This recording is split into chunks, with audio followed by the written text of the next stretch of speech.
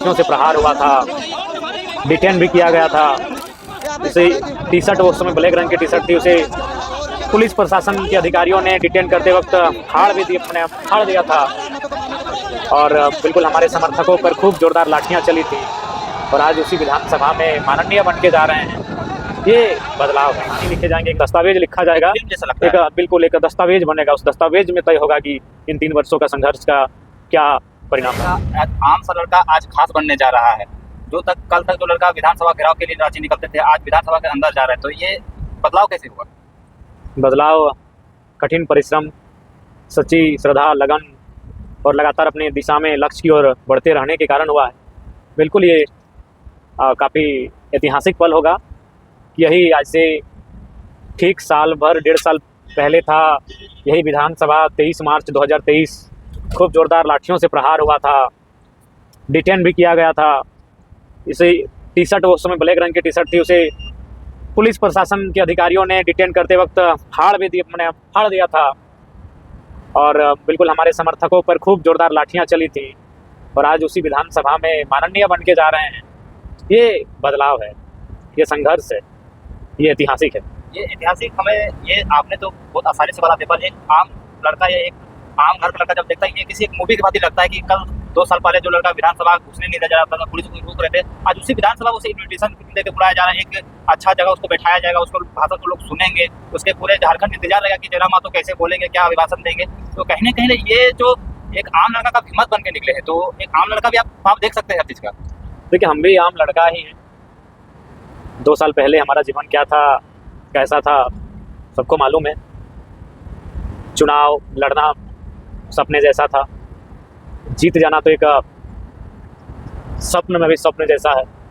तो ऐसी परिस्थिति में अगर सदन के अंदर हमारी उपस्थिति होने जा रही है, तो राज्य के युवाओं को एक सकारात्मक, राज्य के किसान, गरीब गुरबों को एक सकारात्मक संदेश मिलेगा। उन्हें एक हौसला और हिम्मत मिलेगा कि आज लोकतांत्रिक भारत की एक खूबसूरत तस्वीर उनके सामने छन कर सामने आएगी। अगर आपको 2 चीज़ें में अगर श्रेय देना रहे, तो श्रेय किसको दीजिएगा? समय को दीजिएगा या परिस्थिति को दीजिएगा? देखिए, समय और परिस्थिति दोनों का सम्मेलन रहा है। अगर परिस्थितियाँ उत्पन्न नहीं होती तो यहाँ तक नहीं आते। और समय जो है, वो समय से आप कभी इनकार नहीं कर सकते हैं। समय सबसे महत्वपूर्ण होता है। तो समय और परिस्थितियाँ ही हमें इस मुकाम तक, इस उपलब्धि तक लेकर आए हैं।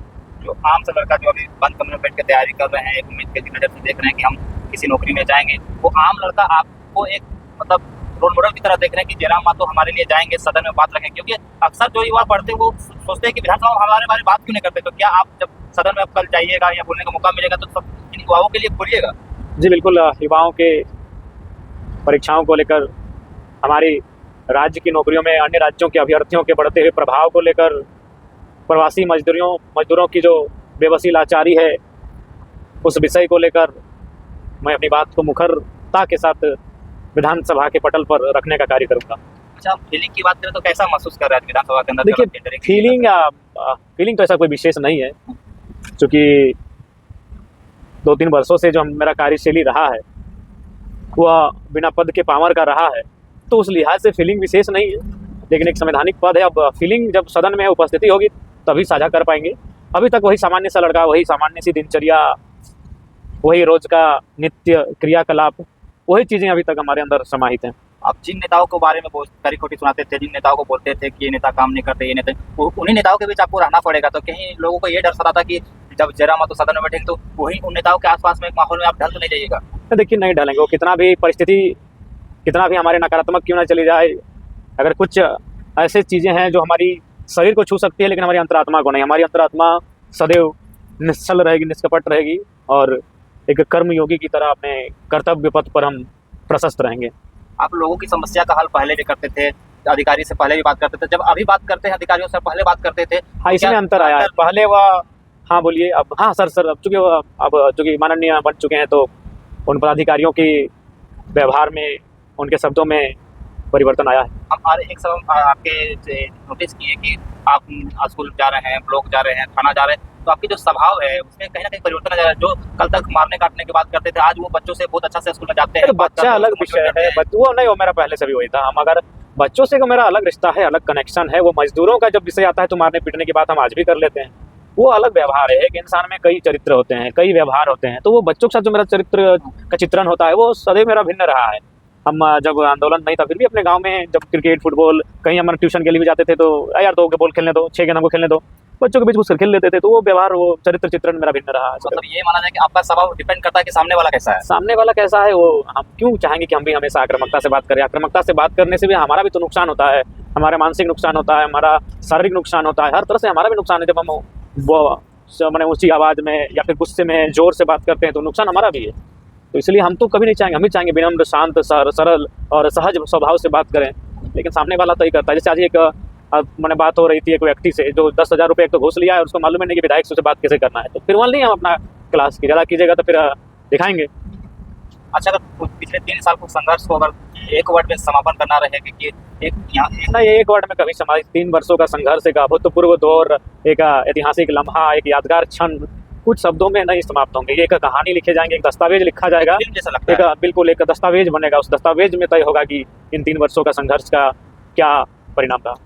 कहीं ना कहीं आपका जो पार्टी रिजल्ट है उसका नींव आज मतलब नींव तो रखा जा चुका है, तो उसके आप 29 में अगर ये देखा जाती है कहीं ना कहीं शुरुआत है, इसको आप उड़ान कहाँ तक ले जाते हैं ये आपके कामों पे आपके। देखिए ये हमारे पार्टी के जो कार्यकर्ता है, हमारे पार्टी के जो नेता हैं, उनके संघर्ष पे और उनके व्यवहार पे तय करता है। पर वो अभी नजर नहीं आ रहा है। अभी भी हम देख रहे थे, आज आप जनता दरबार लगाए थे तो आप विधायक हैं डुमरी का, मगर बगमारा का रहे, टुंडी का रहे, चंदन का रहे, समस्या अभी को हल करना पड़ रहा है। तो यही व्यवहार थोड़ा सा हमारे नेताओं को समझना चाहिए। और उन्हें अगर कोई यूपी बिहार से आया हुआ अगर नेता होता ना तो 10,000 वोट लाने के बाद वो भंग जाता, ब्लॉक में जाके थाना में डीसी एसपी से बैठ के बात करता। लेकिन हमारे नेताओं को 50,000 60,000 70,000 वोट मिला है, उन्हें उस वोट का मर्यादा रखना चाहिए और मान सम्मान भी रखना चाहिए। अच्छा, हमारे सबसे ज्यादातर युवा होते हैं, युवाओं के लिए क्या कहिएगा? एक आम लड़का आज खास देखिए युवाओं को हम तो यही कहेंगे, युवाओं को लेकर हो जाते हैं। युवाओं को लेकर देखिए हताशा का कारण युवा स्वयं है। उनका जो दिनचर्या है, उनका जो लाइफ स्टाइल है, वो लाइफ स्टाइल और दिनचर्या है उनकी हताशा का कारण है। वो क्षणिक सुख के लिए बहुत कुछ करने को तैयार हो जाते हैं। जैसे सुबह हुई, गाड़ी मिला, रोड पे आए, मटर गश्ती शुरू हो गई, दोस्तों के साथ गप्पाजी शुरू हो गई, तो उन सब चीज़ों से परहेज करते हुए उन्हें अपने आप को तो सबसे पहले युवा यानी यूथ को एजुकेशन की ओर पहले बढ़ना चाहिए, सशक्त होना चाहिए और कुछ समय उन्हें खेलकूद के लिए निकालना चाहिए। इसके अलावा अगर समय बचे तो घर के छोटे मोटे कामकाज में हाथ बटाना चाहिए। बाकी उसके अलावा फिलहाल उन्हें जो फिजूल खर्ची समय का करते हैं उससे परहेज करना चाहिए। वो युवाओं को लेकर बिल्कुल काफ़ी दुख होता है जब काफ़ी कम उम्र में देखते हैं वो शराब का, धूम्रपान का सेवन करने लगे हैं, अनुशासनहीनता का परिचय देने लगे हैं, बड़ों से कैसी बातचीत होनी चाहिए उन सब मर्यादाओं में ढलने नहीं लगे हैं और अपना एक जो व्यवहार है, देखिए हर चीज़ का एक मर्यादा होती है कि आप जब बड़ों के सामने खड़े होंगे तो आपकी नज़र कैसी होनी चाहिए, आपका व्यवहार कैसा होना चाहिए। ये चीज़ थोड़ा सा यूथ में जो आसपास का मेरा वातावरण है, बहुत कम परसेंट यूथ हैं जो आज भी उन व्यवहारों में ढले हुए पाते हैं। बाकी लोग थोड़ा सा आउट ऑफ हट चुके हैं, लीक से हट चुके हैं, तो इसलिए थोड़ा सा पीड़ा होती है। लेकिन हम तो संदेश उनको जरूर देंगे कि आप जब मानव जीवन लिए तो थोड़ा सा बेहतर करके जाएं।